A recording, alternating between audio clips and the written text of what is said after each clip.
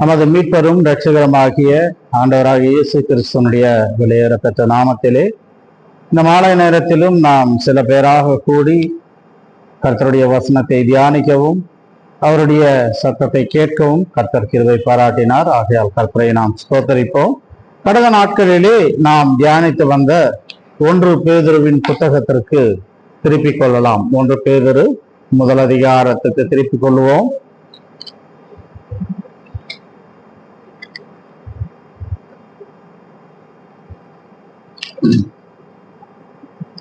பதினேழாம் வசனத்திலிருந்து 21ஆம் வசனம் முடிய நாம் தியானிக்க போகிறோம். கடந்த நாட்களிலே பேதுரு ஆண்டவராகிய இயேசு கிறிஸ்து என்ன செய்தார், பாவியாகிய மனிதனுக்காக என்னையெல்லாம் வைத்திருக்கிறார் என்கின்ற காரியங்களை சொல்லி 13ஆம் வசனம் 12ஆம் வசனம் வரை சொல்லி 13ஆம் வசனத்திலிருந்து ஆகையால் நீங்கள் உங்கள் மனதின் அறையை கட்டிக்கொண்டு என்று ஆரம்பிக்கிறார்.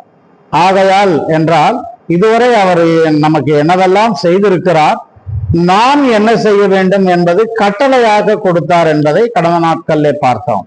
முதலாவதாக நாம் பூரண நம்பிக்கை உள்ளவர்களாய் இருக்க வேண்டும் என்பதை அவர் இங்கே சொல்லுகிறார். இரண்டாவதாக நான் பரிசுத்தர், ஆகையால் நீங்கள் பரிசுத்தராய் இருங்கள் என்று சொன்னதாக பார்த்தோம். மூன்றாவதாக நீங்கள் பயத்துடனே நடந்து கொள்ள வேண்டும் என்று 17ஆம் அதிகாரம் கடைசியிலே எழுதப்பட்டிருக்கிறது. அதற்கு பிறகு நான்காவதாக நீங்கள் அன்பு கூற வேண்டும், ஊக்கமாய் அன்பு கூற வேண்டும். அதாவது விசுவாசிகளுடன் ஒருவருக்கொருவர் உங்களுக்குள்ளே நீங்கள் அன்பு கூற வேண்டும் என்கின்ற கட்டளையை சொல்லுகிறார்.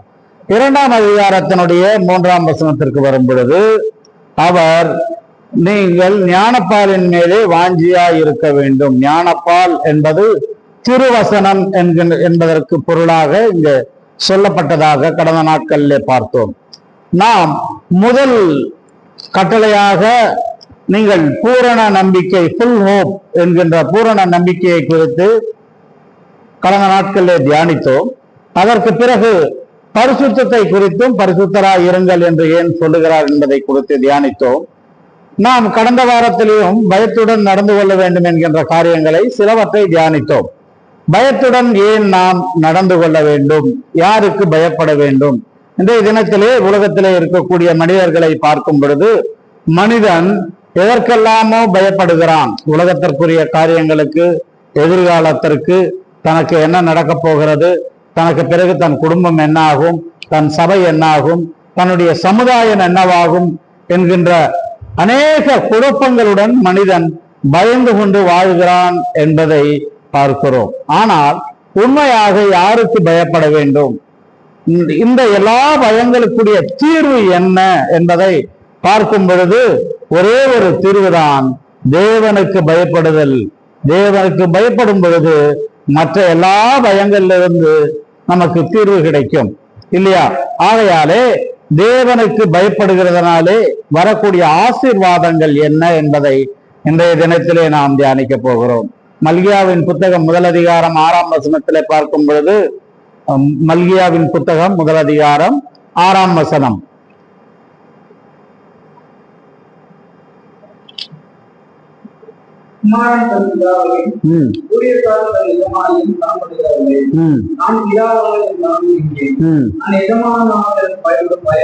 பயம் எங்கே? எனக்கு பயப்படும் பயம் எங்கே?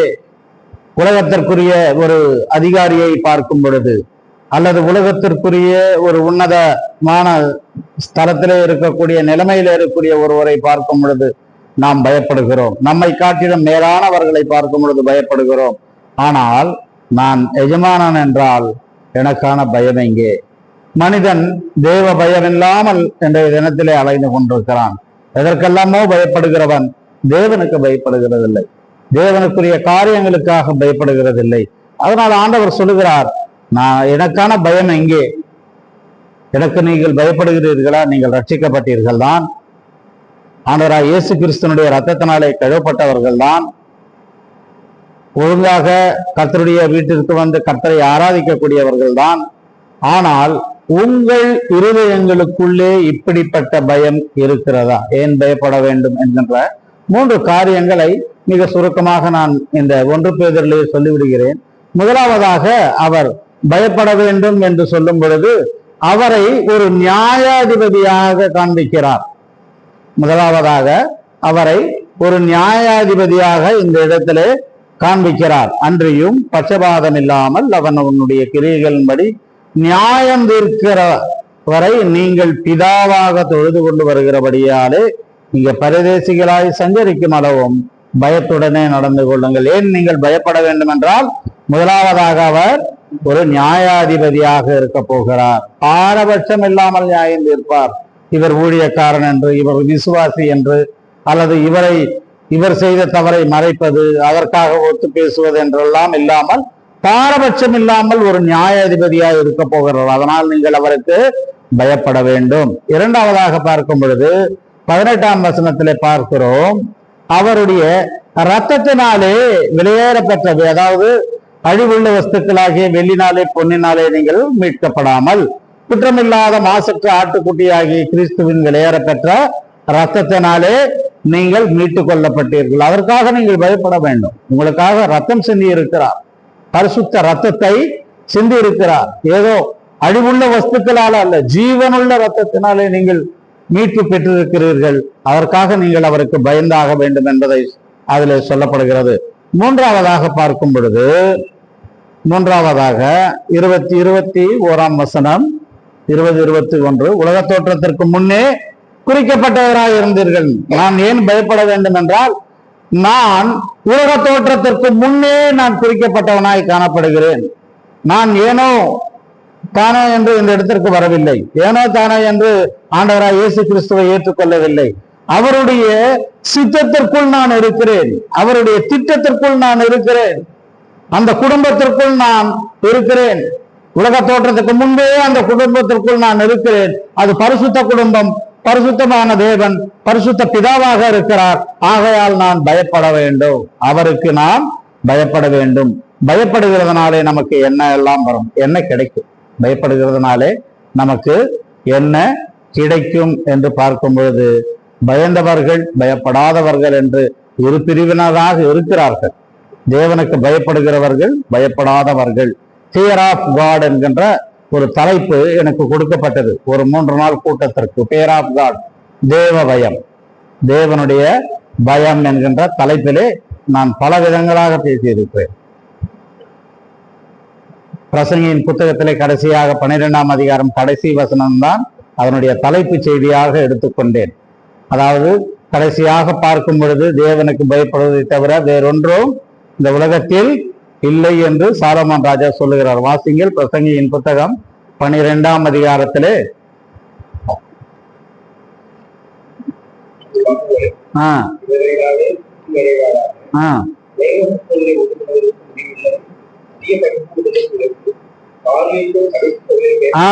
காரியத்தின் கடைத்தொகையை கேட்போமாக, தேவனுக்கு பயந்து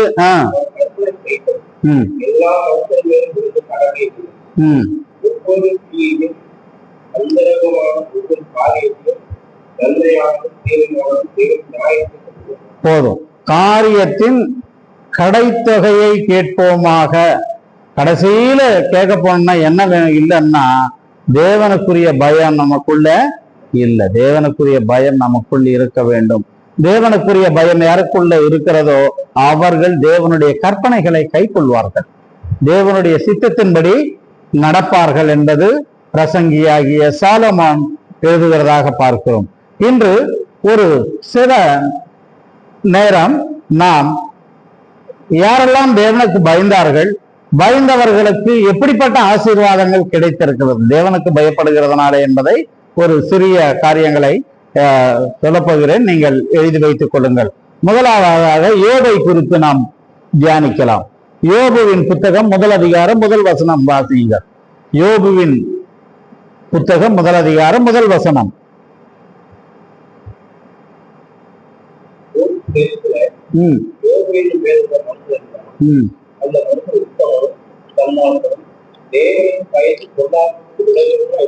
யார் தேவனுக்கு பயப்படுகிறார்களோ அவர்கள் பொல்லாப்பை, தேவனுக்கு பயப்படுதலினுடைய அர்த்தமே என்னன்னா, பொல்லாப்பை பார்த்தால் இது என் தேவன் விரும்ப மாட்டார், என் தேவனுக்கு விருப்பம் இல்லாது என்று நாம் விலகி வருந்தாலே அது தேவனுக்கு பயப்படுதல் அர்த்தம். இப்படிப்பட்ட ஒரு மனுஷன் இருக்கிறார்.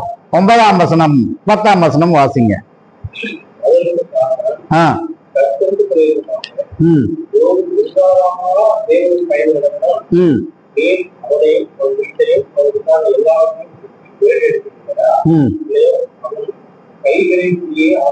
போதும். தேவனுக்கு பயப்படுகிறதுனால தேவன் அவனுக்கும் அவனை குடும்பத்தாருக்கும் வேலி அடைத்து என்ன ஆசீர்வாதம் வேணும்? தேவனுக்கு பயப்படுகிறதுனால என்ன ஆசீர்வாதம் கிடைக்குதுன்னா, எனக்கும் என் குடும்பத்திற்கும் சேர்த்து கர்த்தர் என்ன பண்ணிருக்காரு? வேலி அடைத்து, அது மட்டுமல்ல, அவன் கைகளின் கிரியைகளை அவன் எதை செய்கிறானோ அதை கர்த்தர் ஆசீர்வதித்து பெருக பண்ணுகிறார். தேவனுக்கு பயப்படுகிறதுனாலே முதலாவதாக எனக்கும் என் குடும்பத்திற்கும் பாதுகாப்பு. கர்த்தர் எனக்கும் என் குடும்பத்திற்கும் வேலி அடைத்து பாதுகாக்கிறார். இது சொன்னது பிசாசானவன் தன் கண்கூடாக பார்த்தானதை.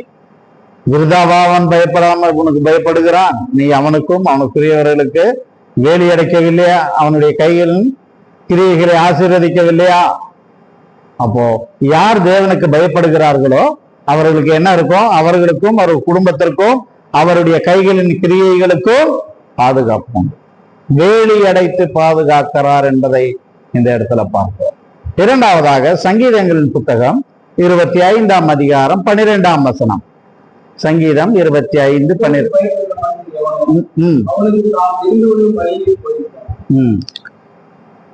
கர்த்தருக்கு 25ஆம் அதிகாரம் 12ஆம் வசனம்.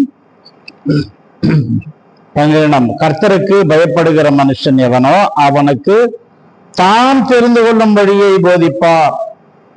ஒருவேளை நான் ஒரு வேலையை செய்ய வேண்டும், அல்லது ஒரு வியாபாரம் செய்ய வேண்டும், அல்லது வேறொரு ஊருக்கு போக வேண்டும் என்று ஏதோ ஒரு காரியத்துக்காக நான் முன்னோக்கி போகிறேன் என்றால், நான் கர்த்தருக்கு பயப்படுகிற மனுஷனாய் இருந்தால் கர்த்தர் தாமே எனக்கு அந்த வழியை போதிப்பார்.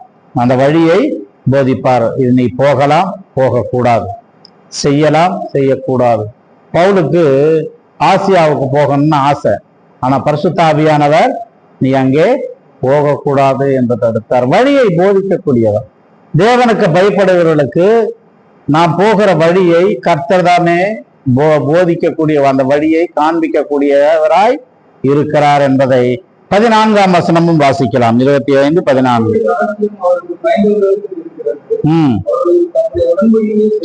அவருடைய உடன்படிக்கையை தெரியப்படுத்துகிறார். 14ஆம் வசனத்துல பார்க்கும் பொழுது கர்த்தருடைய ரகசியம் அவனுக்கு தெரியும். கர்த்தருடைய ரகசியமோ தனக்கு பயப்படுகிறவர்களுக்கு கர்த்தர் வெளிப்படுத்துகிறார், உடன்படிக்கையும் தெரியப்படுத்துகிறார். முதலாவதாக என்ன பார்த்தோம்? எல்லாவற்றையும் வேலையை எடுத்து பாதுகாத்துக் கொள்கிறார் இல்லையா? கைகளின் கிரியைகளை ஆசீர்வதிக்கிறார். இப்ப என்ன பார்த்தோம்? அவர் 12ஆம் வசனத்துல தெரிந்து கொள்ளும் வழியை 12ஆம் வசனம் 25:12 தெரிந்து கொள்ளும் வழியை போதிக்கிறார், ரகசியத்தையும் உடன்படிக்கையும் தெரியப்படுத்துகிறார். எவ்வளவு பெரிய ஆசீர்வாதம் இது! நாம் உலகத்திற்குரிய இன்மைக்குரிய ஆசீர்வாதங்களை மட்டும்தான் பார்த்து கொண்டிருக்கிறோம். மூன்றாவதாக 31ஆம் அதிகாரம், சங்கீதம் 31ஆம் அதிகாரம் 19ஆம் வசனம்.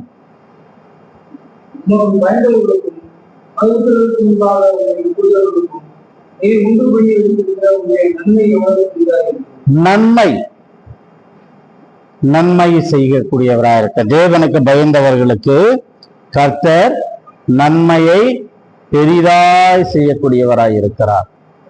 3 காரியங்களை பார்த்தோம். கர்த்தருக்கு பயப்படுங்கள் என்று பேதுரு சொன்ன காரியத்தில் இருந்து பார்க்கும் பொழுது, பயப்படுகிறதுனால என்ன லாபம்னா, நம்மை கர்த்தர் வேலியெடுத்து பாதுகாத்துக் கொள்கிறார், கையின் கிரியைகளை ஆசீர்வதிக்கிறார், அவர் தெரிந்து கொள்ளுகிற வழியை போதிக்கிறார், ரகசியத்தை போதிக்கிறார், உடன்படிக்கையை தெரியப்படுத்துகிறார். இப்பொழுது பார்க்கிறோம், நன்மையை அவர் பெரிதாக காட்டுகிறார். அவருடைய நன்மையை பெரிதாக காட்டுகிறார். நான்காவதாக சங்கீதம் 34. சங்கீதம் 4 9ஆம் வசனம்.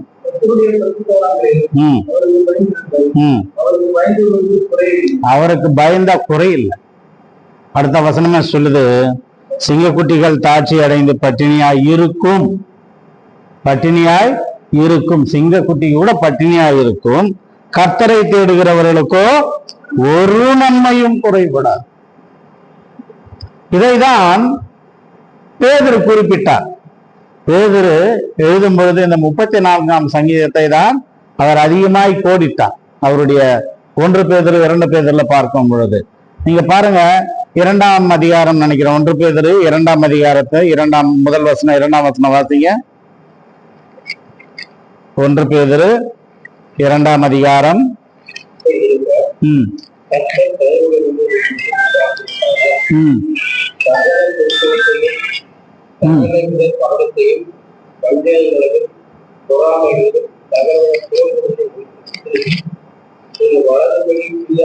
கர்த்தர் தயவுள்ளவர் இல்லையா? அப்படிதானே சொல்லப்பட்டிருக்கு. கர்த்தர் தயவுள்ளவர் என்பதை இந்த 34ஆம் சங்கீதத்தில் சொல்ல, கர்த்தர் தயவுள்ளவர், நல்லவர். கர்த்தர் நல்லவர் என்பதை ருசித்து பாருங்கள். 3ஆம் அதிகாரம் 10 - 11. 1 பேதுரு 3ஆம் அதிகாரம் 10 - 11.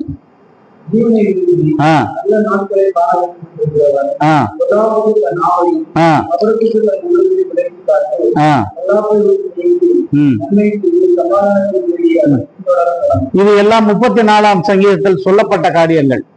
இது எல்லாமே 34ஆம் அதிகாரத்திலே சொல்லப்பட்டவைகள். பேதுரு 34ஆம் சங்கீதத்தை கோட் பண்ணுகிறாருங்க. அப்போ கர்த்தருக்கு பயப்படுகிறதுனால் எவ்வளவோ ஆசீர்வாதங்கள். இவ்வளவுதான் என்பது இல்லை, எவ்வளவோ. இன்றைய தலைப்பை நாம் அப்படி வைத்துக் கொள்ளலாம். கர்த்தருக்கு பயப்படுகிறதுனால் எவ்வளவோ ஆசீர்வாதங்கள், எவ்வளவு ஆசீர்வாதங்கள் கர்த்தர் தருகிறார். 85ஆம் சங்கீதத்துக்கு திருப்பிக் கொள்வோம். சங்கீதம் 85 9ஆம் வசனம்.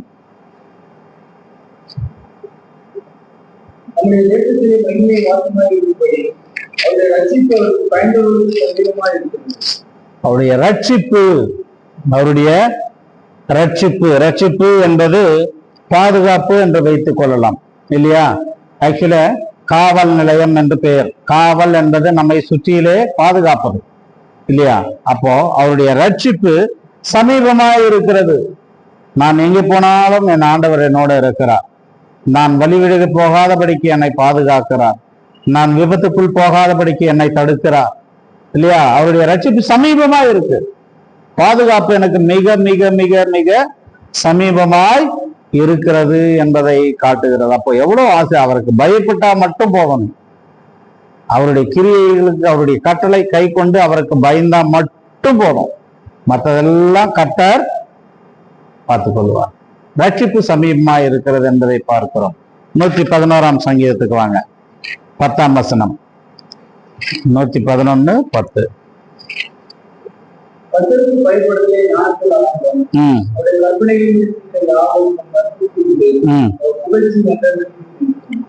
என்றென்றைக்கு நிற்கும் ஸ்டெபிலிட்டி இல்லையா? அதாவது ஒரு நாள் விழுந்து போவது, ஒரு நாள் நல்ல உயர பறப்பது, எல்லாருக்கும் முன்பாக நல்ல கனம் பெற்றவனாய் வாழ்வது, திரும்பியும் விழுந்து போவது, இப்படி எல்லாம் கிடையாது. ஒரே லெவல்ல போயிட்டே இருக்கும். கர்த்தருக்கு பயப்படுதலே ஞானத்தின் ஆரம்பம். அவருடைய கற்பனைகளின்படி செய்கிற யாவருக்கும் நற்புத்தி உண்டு. அவர் புகழ்ச்சி என்றென்றைக்கும் நிலைக்கும். ஸ்டெபிலிட்டி அப்படியே ஒரே ஸ்டேஜில் இருக்கும். ஆனா உலகத்துக்குரிய மனுஷன் பாரு, கொஞ்ச நேரத்துல விழுந்து போயிடுவான், திருப்பியும் ஒரு உயர்ந்த நிலைமைக்கு வருவான், திருப்பியும் விழுந்து போய்கிட்டே இருப்பான். ஆனா உண்மையாக கர்த்தருக்கு பயப்படுது. 112ஆம் சங்கீதத்துக்கு வாங்க. 112 2ஆம் வசனம். 1-2 வாசிங்க.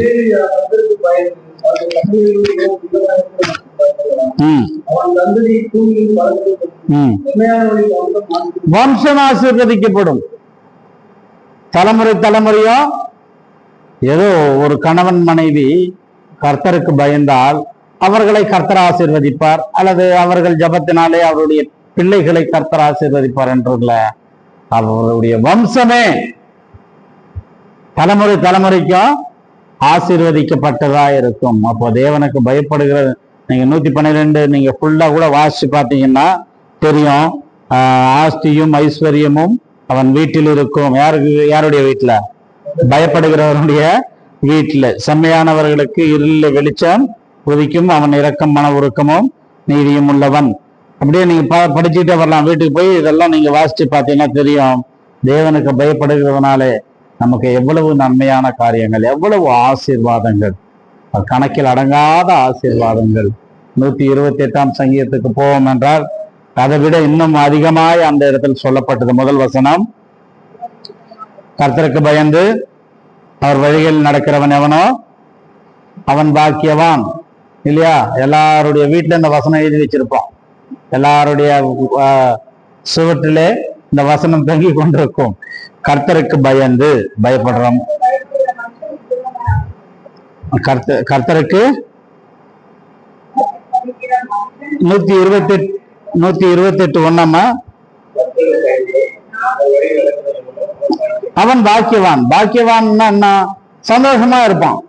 பாக்கியவான் என்பது அதுக்கு பல நம்ம எடுத்துக்கொள்ளலாம். இங்கே பார்க்கும் பொழுது யார் கர்த்தருக்கு பயப்படுறாரோ, எந்த மனுஷன் கர்த்தருக்கு பயப்படுகிற மனுஷனா இருப்பானோ அவன் கைகளின் பிரயாசத்தை முதலாவதாக அவன் சாப்பிடுவான். நாம் சம்பாதிக்கிறது. இன்னைக்கு எனக்கு ஒரு வருத்தமான செய்தி என்னன்னா, நேற்று என்னை பார்க்க 2 ஊழியக்காரங்க வந்திருக்காங்க. வீட்டுக்கு வராங்க. இப்போ எல்லாமே மொபைல் போன்ல தானே பணம் வச்சிருக்கோம் இல்லையா? Digital India. பணம் கையில இல்லை. நான் வேலையிலேருந்து வர, மழை பெஞ்சிட்டு இருக்கு. சரி, 2 ஊழியக்காரர் வந்திருக்காங்க. வெறும் கையோட நான் அனுப்பக்கூடாது. வேக வேகமா போறேன். ஒவ்வொரு ஏடிஎம்லையும் போறேன். பணம் வரல. இன்னும் இருக்க எனக்கு ப்ரெஷர் ஆகிட்டே இருக்கு. ஊழியக்காரர் எப்படின்னா, நீங்க போய் பிரதர் உங்க ஜிபே நம்பர் கொடுங்க, நான் கேட்க முடியும். ஒரு காணிக்க கொடுத்தா கூட ஜிபே நம்பர் கொடுங்க, கேட்க முடியாது. ஒரு ஊழியக்காரர் பாம்பேல இருந்து வந்தாரு. அவரை கூட்டிக்கிட்டு செம்மஞ்சேரில இருந்து இன்னொரு ஊழியக்காரர் வந்தாரு. இந்த 2 பேரை கூட்டிக்கிட்டு கொர்நேலி பிரதர் வீட்டுக்கு வந்துட்டாரு. ஏன்னா அந்த 2 பேரும் கொர்நேலி பிரதர் வீட்டுக்கு போயிட்டாங்க. அவருக்கு தெரிஞ்சிருக்கு போல இருக்கு. பிரதரை பார்க்கணும்னு சொன்ன உடனே வீட்டுக்கு போயிட்டு வந்துட்டாரு. நான் போறேன், எங்க பார்த்தாலும் பைசா வரல. கடைசியில பல்லாவரத்துல ட்ரை பண்ண, 1 2 ட்ரை பண்ண. கடைசியில பொழிச்சலூர்ல ஒரு இதுல போய், சரி வேற இந்த பேங்கே இல்லை, வேற எதுலையாவது ஏடிஎம்ல போட்டு எடுத்துலாம்னு கடைசியில கப்புல போட்டு எடுத்தேன். காணிக்க வந்தது. அவங்களுக்கு காணிக்க கொடுத்து அனுப்பிச்சேன். இன்னைக்கு என்னுடைய மொபைல்ல இருந்து நான் அக்கௌண்ட்டை செக் பண்ணிட்டு இருக்கேன். காலையில இருந்து எல்லாம் பணம் அனுப்பு. ஒரு சைடு கடன் கொடுத்தோம், பணம் அனுப்புனா. இன்னொரு சைடு என் மகன் எனக்கு பணம் அனுப்புனா. குடும்ப வீட்டுல இவ்வளவு பணம் வேணும், கொஞ்சம் அனுப்பி விடுங்கன்னாங்க. பணம் போட்டா போக மாட்டேங்குது. என்னன்னு பார்த்தா, நான் ஒரு 5000 ரூபா வித்ட்ரா பண்ணிட்டு தான் என் பேலன்ஸ்ல இருந்து கட் ஆயிருக்கு. பல்லாவரம் ஒரு ஏடிஎம்ல போட்டு எடுத்தேன் இல்லையா, பணம் வரல. எல்லாம் ட்ரை பண்ணி பார்த்தானா 5000 ரூபா அந்த ஏடிஎம்ல இருந்து நான் வித்ட்ரா பண்ணதா என்னுடைய அக்கௌண்ட்ல இருந்து பணம் கட் ஆயிருக்கு. நான் அதை இன்னைக்கு சாயந்தரம் தான் நான் பார்ப்பாங்க. இப்போ என்னுடைய கைகளின் பிரயாசத்தை நான் சாப்பிடாம வேற யாரோ சாப்பிட்டாங்கன்னு வச்சுக்கீங்க, அது எவ்வளவு ஒரு மன வருத்தத்தை தரும் இல்லையா? உன் கைகளின் பிரயாசம், அவன் கைகளின் பிரயாசம் அது தெரியல. இனிமேதான் நான் பார்க்கணும். இல்லைன்னா அதுக்கு மெயில் போடணும்னு நினைக்கிறேன் இல்லையா? மெயில் போடணும். நேற்று ஈவினிங் நடந்தது இது, பார்ப்போம் இல்லையா? உன் கைகளின் பிரயாசத்தை நீ சாப்பிடுவாய். அதுவே ஒரு பெரிய ஆசீர்வாதம். ஸ்வீட் வாங்கிட்டு போறேன், ஆனா என்னால சாப்பிட முடியல. ஏன்? சுகர் இல்ல. சில பேர் ஆசையா சாப்பிட்டு அப்புறம் வாந்தி எடுப்பாங்க. அப்படி விரல போட்டு எடுத்துக்கிட்டு இருப்பாங்க. என் கைகளின் பிரயாசத்தை நான் அனுபவிக்க முடியல இல்லையா? நம்ம சம்பாதிக்கிறோம், மருமகன் சாப்பிட்டு போயிடலாம் சில நேரங்கள்ல இல்ல. இப்படி பல குடும்பங்கள்ல என் கைகளின் பிரயாசத்தை நான் சாப்பிடுவதே அது ஆசீர்வாதம். என்ன? அதுக்கப்புறம் உனக்கு பாக்கியமும் நன்மையும் உண்டாயிருக்கும். சரி, குடும்பத்தை எப்படி ஆசீர்வதிக்கிறார் பாருங்க. நீ மட்டும் கர்த்தருக்கு பயந்தா போதும். உன் குடும்பம் எப்படி ஆசீர்வதிக்கப்படணும்னா, மனைவி வீட்டோரங்களில் கனிதரும் திராட்சை செடி, பிள்ளைகள் உன் பந்தி சுற்றி ஒளி. மனைவி ஒரு அருமையான மனைவி, கனி கொடுக்கிற மனைவி கர்த்தர் கொடுத்திருக்கார். நீ செஞ்சது என்ன? கர்த்தருக்கு பயப்படும். அதை தான் புரிஞ்சுக்கணும் இல்லையா? முதலாவதாக தேவனுடைய ராஜ்யத்தையும் நீதியை தேடுங்கள், இவைகள் எல்லாம் உங்களுக்கு கூட கொடுக்கப்படும். நீ அதை செய், நான் இதை தரான்றாரு. நீ கர்த்தருக்கு பயப்படு, உனக்கு அருமையான குடும்பத்தை நான் தரேன். நீ சம்பாதிக்கிறத நீ சாப்பிட்டு அனுபவிச்சு சந்தோஷப்படலாம். வீணா போகாதபடிக்கு சம்பாதிக்கிறான் பொத்தலான பையில போடுகிறார் போல இருக்கக்கூடாது. நான் சம்பாதிக்கிறேன், கொண்டு போய் ஹாஸ்பிட்டலுக்கு செலவு பண்ணிட்டே இருக்கேன்னா அதுல என்ன பிரயோஜனம்? நான் சம்பாதிக்கிறேன், ஆனால் என்னுடைய அனுபவத்தை எல்லாம் பிரதர்ஸோட பகிர்ந்துட்டு இருக்கேன். ஒரு காலத்துல நான் சம்பாதிச்ச மாதிரி அநியாயமா யாரும் சம்பாதிச்சு நீங்க யாரும் சம்பாதிச்சிருக்க மாட்டீங்க.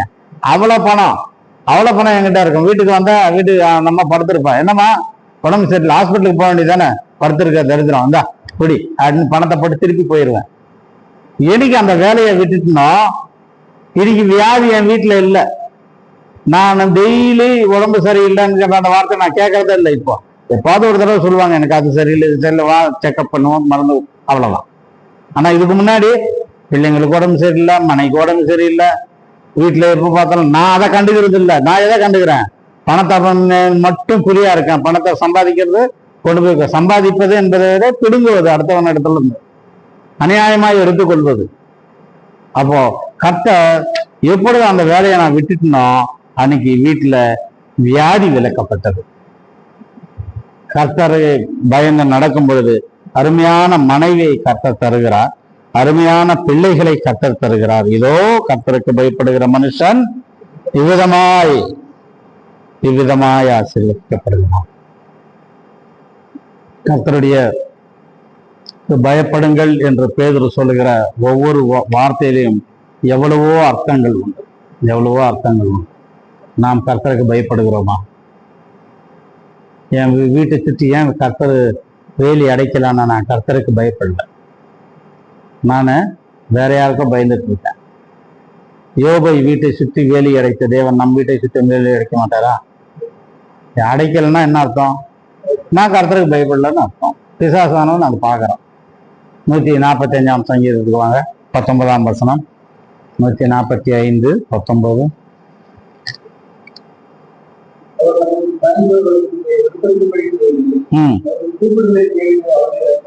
எத்தனை வேலை நடக்குறாங்க? பயந்தவர்களுக்கு உன் விருப்பம் என்னமோ கர்த்தர் அதை கேட்கிறார்.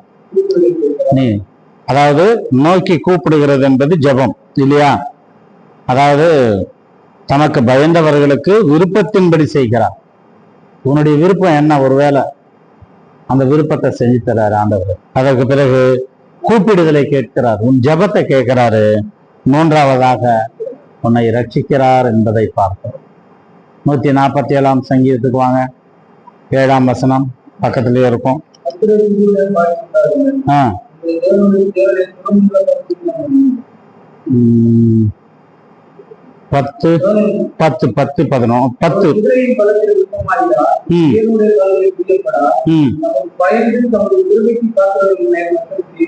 கர்த்தர் பிரியமாய் இருக்கிறார். எதுக்காக காத்திருக்கணும்? நம்ம கிருபைக்காக காத்திருக்கணும். அவருடைய கிருபைக்காக நாம் காத்திருக்கணும்.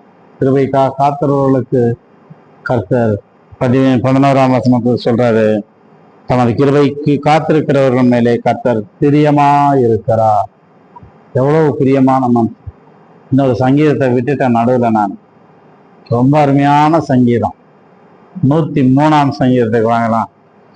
நான் அந்த சங்கீதத்தையே 103ஆம் சங்கீதத்துக்கு வாங்க, ஒவ்வொரு 11ஆம் வசனம் எடுங்க. 13, 11.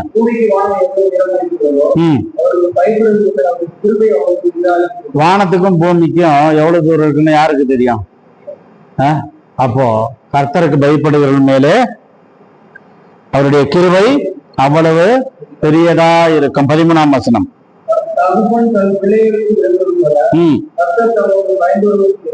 ஆமா, கர்த்தர் பிள்ளைகளுக்கு ஒரு தகப்பனை இறங்குவான். முதல்ல கோவப்படுவாரு, ஆனாலும் வேற வழி இல்லை, என் பிள்ளை அப்படின்னு இரக்கம் காட்டுவாரு. அதே போல பயந்தவர்களுக்கு கர்த்தர் இறங்குகிறார் என்பதை இங்க பாருங்க. 17ஆம் வசனம்.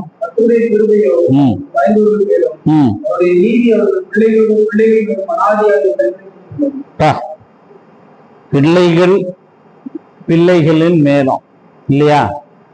பிள்ளைகளின் மேலும். அப்போ எதை நம்ம பார்க்க மாட்டோம். நம்ம இருப்போமா? நீங்க ஒரு மாமரம் ஒரு விதை போடுறீங்க, மரம் வருது, ஒரு வேளை நம்ம இருந்தா சாப்பிடலாம் இல்லையா, அந்த கனி புசிக்கலாம். அதற்கு பிறகு நம் பிள்ளைகள் புசிப்பார்கள், அதற்கு பிறகு நம்ம பேர பிள்ளைகள் புசிப்பார்கள், அதற்கு பிறகு அவருடைய பிள்ளைகள் புசிப்பார்கள். ஆனால் நாம இருக்க மாட்டோம் இல்லையா? ஆனா அந்த மரத்தை நட்டது நாம இருக்கும். அப்போ ஒரே ஒரு தடவை அந்த குடும்பத்துல ஒரு கணவன் மனைவி கர்த்தருக்கு பயந்து நடந்தால் பிள்ளைகளின் பிள்ளைகளுக்கு ஆசீர்வாதம், பிள்ளைகளின் பிள்ளைகளுக்கு ஆசீர்வாதம். 18ஆம் வசனம் வாசிக்கிறீங்க பிரதர். அவருடைய உடன்படிக்கையை கை கொண்டு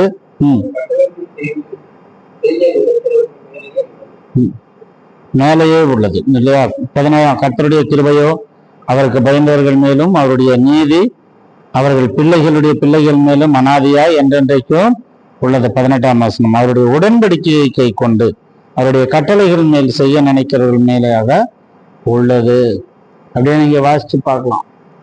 அப்போ நான் ஏன் கர்த்தருக்கு பயப்படணும்னா, என்னுடைய எல்லா பாதுகாப்பும், என்னுடைய எல்லா தேவைகளும், என்னுடைய எல்லா ஆசைகளும், என்னுடைய போக வேண்டிய வழியையும், என் குடும்பத்திற்கானதையும் எல்லாவற்றையும் கர்த்தர் பார்த்துக் கொள்கிறார். நாம் மட்டும் கர்த்தருக்கு பயந்துருந்தோம் போதும், கர்த்தருடைய சித்தத்தின்படி இருந்தால் போதும். இல்ல இன்னும் நம்ம சொல்லிக்கிட்டே போலாம். இதே நிறைய வசனங்கள் இருக்கு வேதத்துல கர்த்தருக்கு பயப்படுகிறதுனால. இன்னும் நீதிமொழிகள் போயிட்டீங்கன்னா 10:27 கர்த்தருக்கு பயந்தவர்களுக்கு ஆயுசு நாட்கள் 10:27 வாசிங்க. ஆமா போதும், ஆயுசு நாட்கள் நீங்க கர்த்தருக்கு பயந்திருந்தாலே போதும், உன்னுடைய ஆயுசு நாட்கள் நீடித்திருக்க பெருக பண்ணும் கர்த்தர். 14ஆம் அதிகாரம் 26, 27 நீதிமொழிகள்ல. நீதிமொழிகள்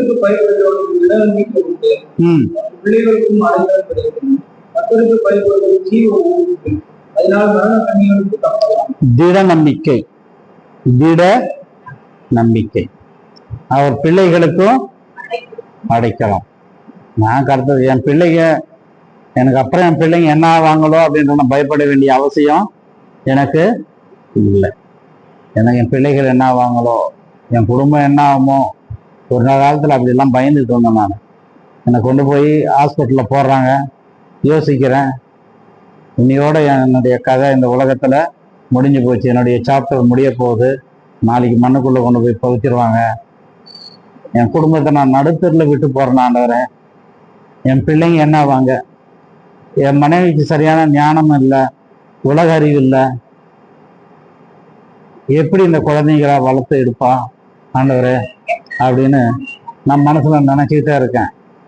டாக்டர் சொல்லிட்டாரு 99-90% முடிஞ்சு போச்சு, இன்னும் இருக்கிறது கொஞ்சம் தான், பார்க்குறவங்க எல்லாம் பார்த்துட்டு போங்க. ஆனால் இன்னைக்கு என்ன சொல்றேன் நான், என் பிள்ளைகளுக்கு கர்த்தர் இருக்கிறார்.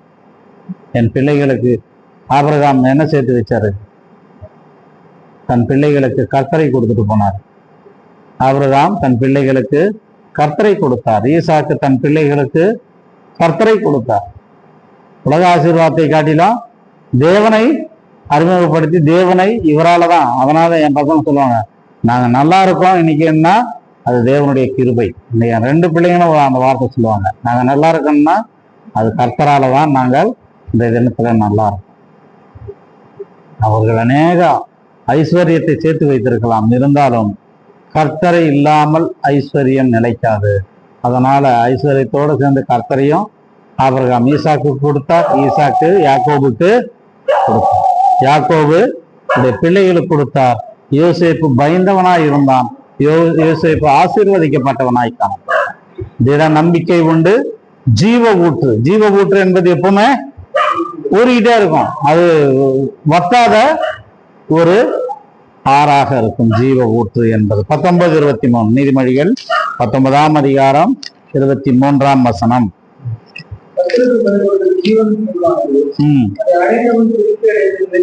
திருப்தி அடைவான், சாட்டிஸ்பிகேஷன்.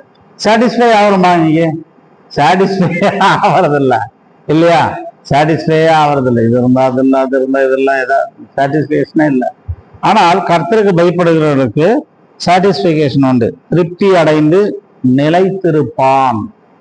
திருப்தி அடைந்து நிலைத்திருப்பான். 22ஆம் அதிகாரம் 4ஆம் வசனம் நீதிமொழிகள். தாழ்மைக்கும்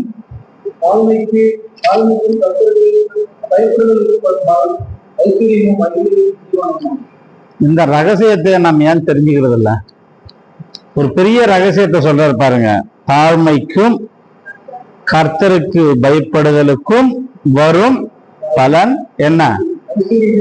ஐஸ்வர்யம் மகிமையும்.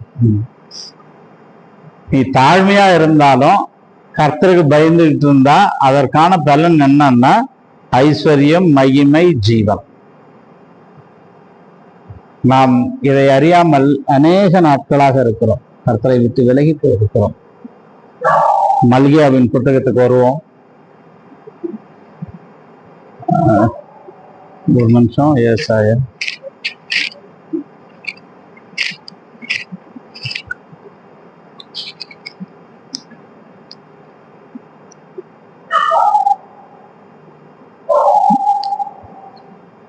மல்கியா 3:16.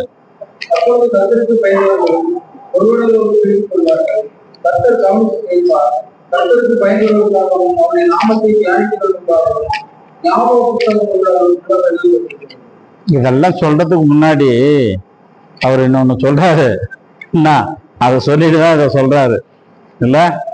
ஞாபக புஸ்தகம் இருக்கு, கர்த்தருக்கு பயந்தவர்கள் பேசுறதா ஆண்டவர் எழுதி வச்சிருக்காரு அப்படின்னு சொல்றதுக்கு முன்னாடி இன்னொரு 13ஆம் வசனத்துல இருந்து 15ஆம் வசனம் வரலாம் வாசிங்க.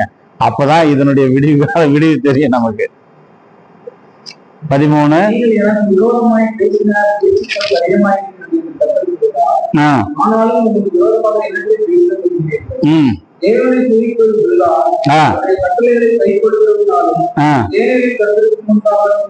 துக்கித்து நீங்க என்ன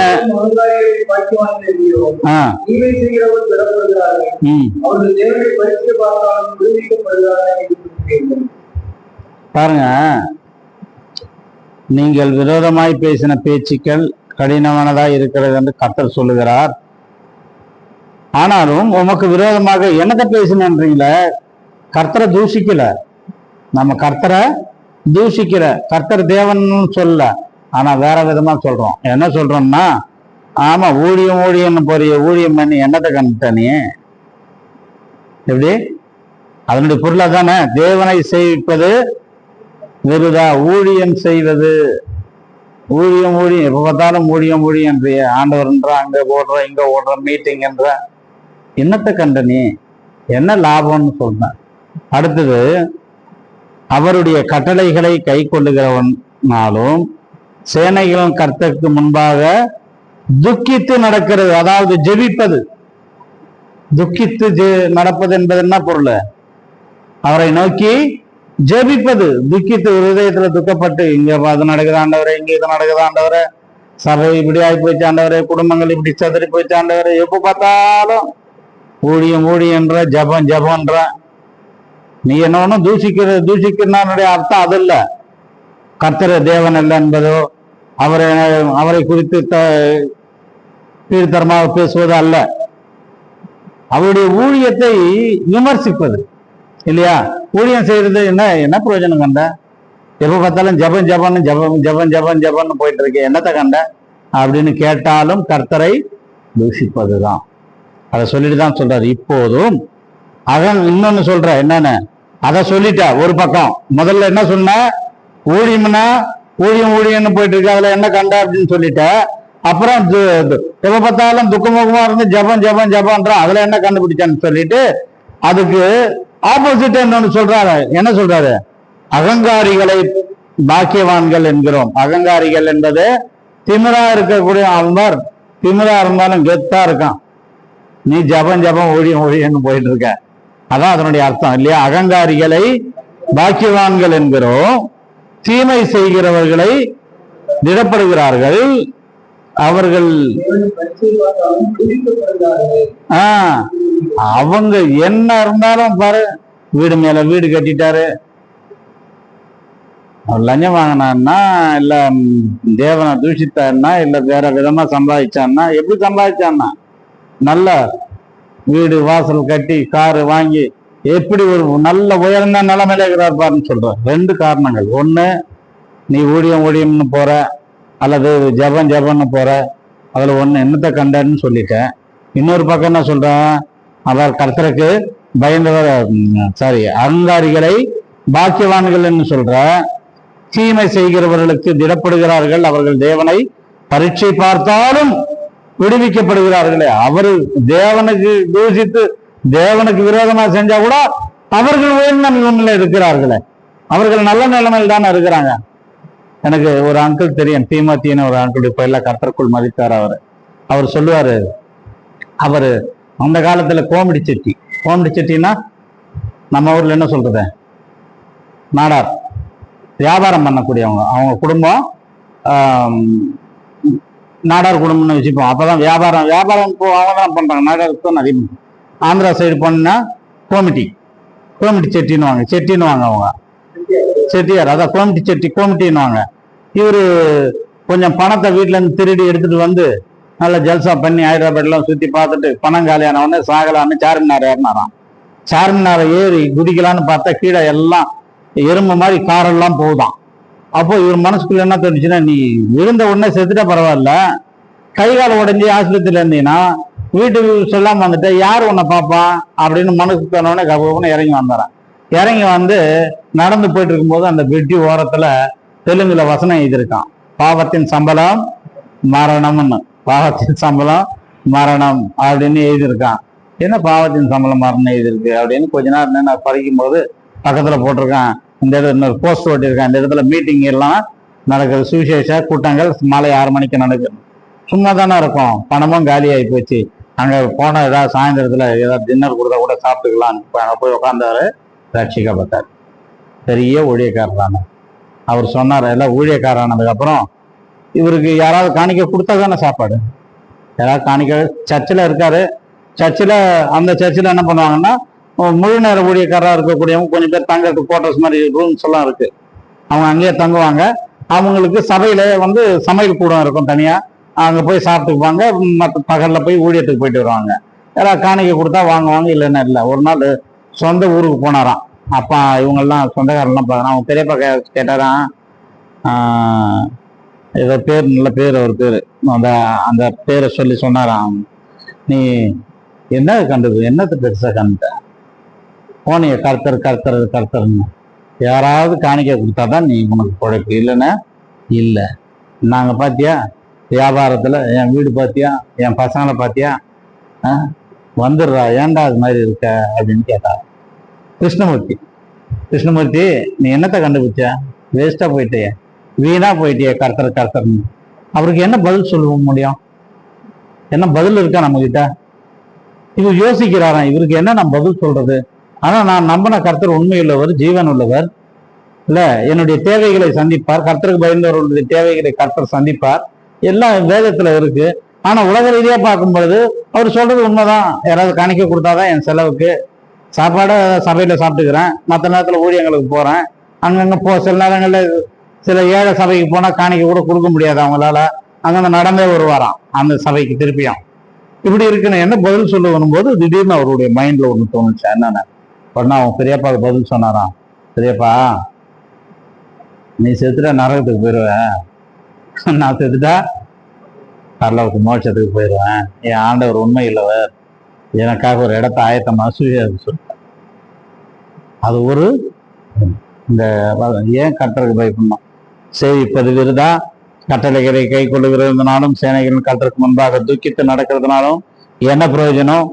இப்போது அகங்காரிகள பாக்கியவான்கள் இருக்காங்க, தீமை செய்தவர்கள் திடப்படுகிறார்கள், அவர்கள் தேவனை பரிசு பார்த்தாலும் அவர்கள் விடுவிக்கப்படுகிறார்கள் சொல்லுகிறீர்கள் இல்லையா? ஆனால் அப்பொழுது கர்த்தருக்கு பயந்து ஒருவரோடு ஒருவர் பேசிக் கொள்கிறார்கள். சில பேர் இருப்பாங்கல்ல, எப்போ அதெல்லாம் சொல்லக்கூடாதுப்பா தம்பி, அப்படிலாம் பேசக்கூடாது, கர்த்தர் உண்மையுள்ளவர், இவர் பெருசா கண்டாரு, கர்த்தர் அப்படிலாம் பேசக்கூடாதுப்பா அப்படின்னு ஒரு 2 பேர் தனியா போய் பேசுவாங்க இல்லையா? அந்த 2 பேரை கர்த்தர் பார்க்கிறார். அதுதான் அதனுடைய பொருள். அப்பொழுது கர்த்தருக்கு பயந்தவர்கள் ஒருவரோடு ஒருவர் பேசிக் கொள்வார்கள், கர்த்தர் கவனித்து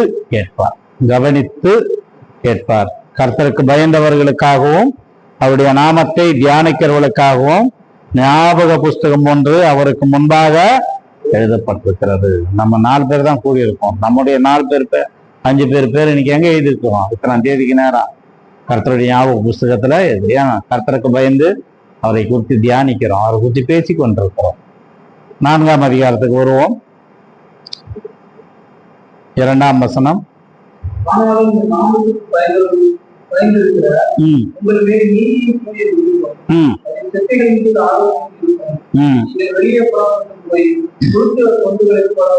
போதும்.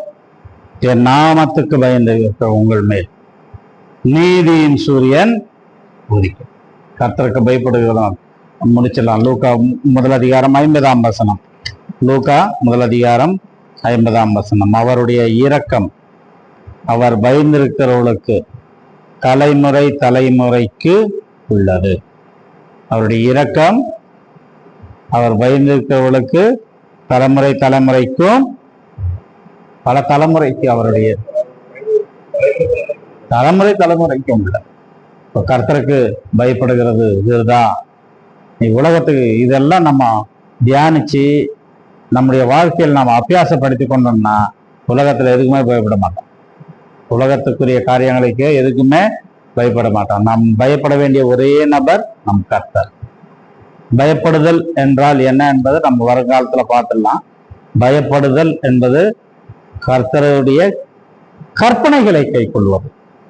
பயப்படுவது என்னை பார்த்தா பயப்படும். பயம் அவனுக்கு அப்படின்னா பயம் இல்லை, மரியாதை. அது வித்தியாசம் இருக்கா இல்லையா? மரியாதைக்கும் பயத்துக்கும் வித்தியாசம் இருக்கு. ஆனா நான் என்ன நினைச்சிட்டு இருக்கேன், என்னை பார்த்தவனு பயந்து அந்த பக்கமா போயிட்டான் பாரு, அது பயப்படணும், மரியாதை. அப்போ கர்த்தருக்கு பயப்படுவது என்னன்னா அவருடைய கற்பனைகளை கை கொள்வது, அவர் என்ன சொன்னாரோ அதன்படி செய்வது. நம்முடைய வாழ்க்கையில பேதுரு சொல்றாரு, நீங்க கர்த்தருக்கு பயந்து நடந்து, அவர் நியாயாதிபதியாக வரப்போகிறார், அவர் ரத்தம் சிந்தி உங்களை மீட்டு கொண்டிருக்கிறார், அதற்காக பயப்படுங்க. நீங்க அவர் ரத்தம் சிந்தி உங்களை மீட்டுக்கொள். இந்த காரணங்களுக்காக நாம் கர்த்தருக்கு பயப்படணும். நம்முடைய வாழ்க்கையில இன்னைக்கு ஒரு தீர்மானம் எடுக்கணும். என்ன நடந்தாலும் முதல்ல நான் கர்த்தருக்கு பயந்தா என் குடும்பம் ஆசீர்வதிக்கப்படும், என் மனைவி என் பிள்ளைகள் ஆசீர்வதிக்கப்படுவார்கள், தலைமுறை தலைமுறை ஆசீர்வதிக்கப்படும், வம்சங்கள் ஆசீர்வதிக்கப்படும், என் வீட்டை சுற்றிலும் வேலி அடைத்து வைக்கப்படும். இன்னும் நம்ம விட்டுட்டு நிறைய தூதர்களால, நீங்க விழாதபடிக்கு தூதர்களால் என்ன பண்ணுவாரு? தாங்குவாரு. நான் செய்ய வேண்டியது ஒண்ணுதான், கர்த்தருக்கு பயந்து அவர் வழியில் நடக்கிறவன் அவன் பாக்கியவான். கர்த்தர் கேட்கிறாரு, நான் எஜமான், இந்த எனக்கு இருக்கக்கூடிய பயம் எங்கே? ஒரு எஜமானுக்குரிய பயம் இருக்கா? நான் ஒரு வேலைக்காரன், அவர் ஒரு எஜமானன், அவர் என்னை பார்த்து வருகிறார் அப்படிங்கிற பயம் உனக்கு இருந்தா அந்த பயத்திற்கான கூலி ஆசீர்வாதங்கள் இவ்வளவு நேரம் நம்ம தியானித்தோம், அதனுடைய பலன்களை தியானித்தோம். கர்த்தர் தாமே இந்த வசனத்தை ஆசீர்வதிப்பாராக. அப்படியாக நாம் கர்த்தருக்கு பயந்து அவருடைய ஆசீர்வாதங்களை பெற்றுக்கொள்ள கர்த்தர் கிருபை செய்வாராக. ஆமென்.